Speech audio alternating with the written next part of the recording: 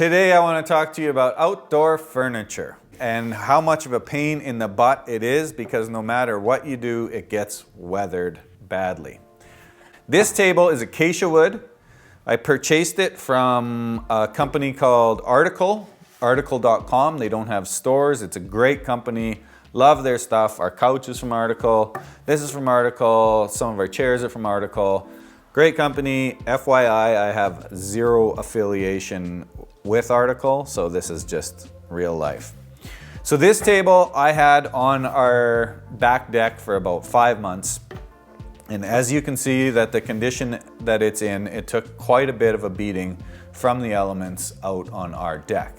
There are people out there, I won't mention names or anything, who think that just because it says outdoor furniture, that you can put it outside and it's gonna withstand the elements. It's never gonna happen, especially the junk that you buy from the big box stores. It all breaks down, it gets weathered, it warps, it fades. It's all pretty much junk and it's really hard to keep outdoor furniture in good condition.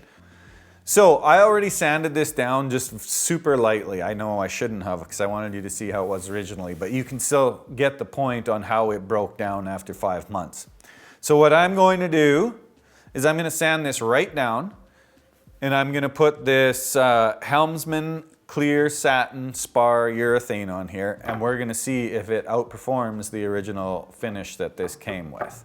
Now this says it has tough protection from sunlight. We get about 300 days of sun here. Rain and moisture. Well, it freezes and thaws like 5,000 times a year here. And temperature changes. Yeah, like the temperature changes here are so crazy that it makes your head spin. We get Chinooks and then it freezes and it's hot. So let's see what this stuff is made of and then we're gonna see if this will outlast the original finish. So I'm just gonna quickly sand this down to the wood.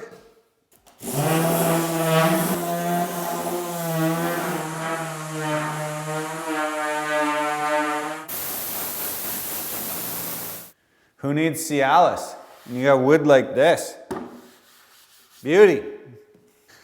There is an absolute overload of information about these things on the internet. So half of the people say use a brush, half of the people say use a sponge, the odd person says use a rag. I'm just going to use a rag. I'll move that so you can see. I'm just wiping it on. I like it. I like it. So this will be the first coat. I think probably I'll do 3 or 4. We'll see how this holds up. So I'll just get this on with the rag. Make sure I cover it. And then I'll kind of go back over it to wipe off any excess. Woo-wee! That is looking sweet. The first coat is dry. I left it dry overnight and it looks amazing. So now I'm just gonna dust it with some 220 and put another coat on. I did not wear gloves when I did this yesterday and I can confirm that that was a giant mistake. So wear gloves. Probably a mask too. Would be a good idea. Coat number 3. Cuatro. Obviously I'm sanding this in between coats. Just with 220, that's what it suggests on the can.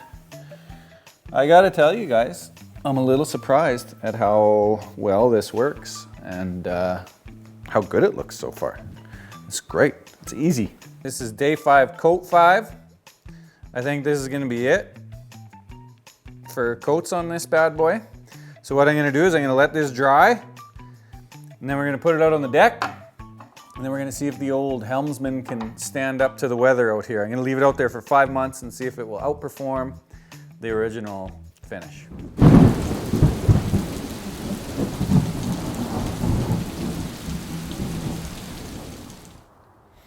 Oh, honey. What? You're on camera. Oh. Well, boys and girls, it's been a few months now. This baby, it's hotter than a $2 pistol outside here. I gotta say, this is one of the best, most successful projects that I've done so far. It's holding up like way better than the factory finish, so give it time yet. You know what you could do as a favor? Just subscribe to my channel. That's all I ask you to do. And I don't make videos very often, but when I do, I make them real good, and it takes me like 6 months to make this one. So this stuff says it's good for rain and moisture. I don't know if you thought I was kidding when I said that we get some extreme weather out here. But, you know, it's a nice spring afternoon, and I just happen to be having a beer out on my deck, and it just happens to be puking snow for some odd reason. So we'll see how this holds up to the snow. The old pits are crying some stinky tears because that thermometer there on the table is reading 117 degrees on the surface of that table. So we're just approaching the 5-month mark here. Clearly this outlasted the factory finish by 1.5 miles. It's a way better finish. And you know what? It wasn't that much work, really. I put 5 coats on, which might seem like a lot, like 5 in 5 days, but really it was like 10 minutes a day. It was super easy to do. Didn't make a mess. Just a light sand in between, and I think it was totally worth it. I mean, if you watch any of my other videos, they usually end up in a little bit of a disaster, but this is like minty. So I don't know a lot about urethanes and stuff like that, so I just did a little Googling and thought that maybe that spar urethane might be the thing to do on here. Turns out it worked really well, and it's great. I'm super happy about it. It was easy. You know, if you like this video, let me know. Do something about it. Subscribe or whatever. Like it or something.